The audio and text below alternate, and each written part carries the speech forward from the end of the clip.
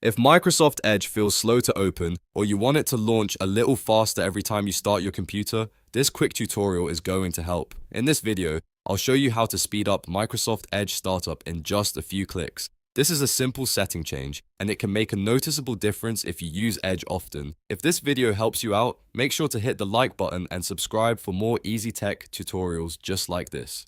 Alright, let's get started. First, open Microsoft Edge on your computer. Once Edge is open, look to the top right corner of the window and click the three dots menu. This is the main menu where you can access all of Edge's settings and options. From the menu that appears, click on Settings. That will open the full settings page for Microsoft Edge. On the left-hand side of the settings screen, you'll see several categories. Find and click System and Performance. This section controls a lot of the browser's background behavior and startup features. Now look for the Startup Boost option. Startup Boost is designed to help Microsoft Edge open faster by keeping certain browser processes ready in the background, so the browser can launch more quickly when you need it.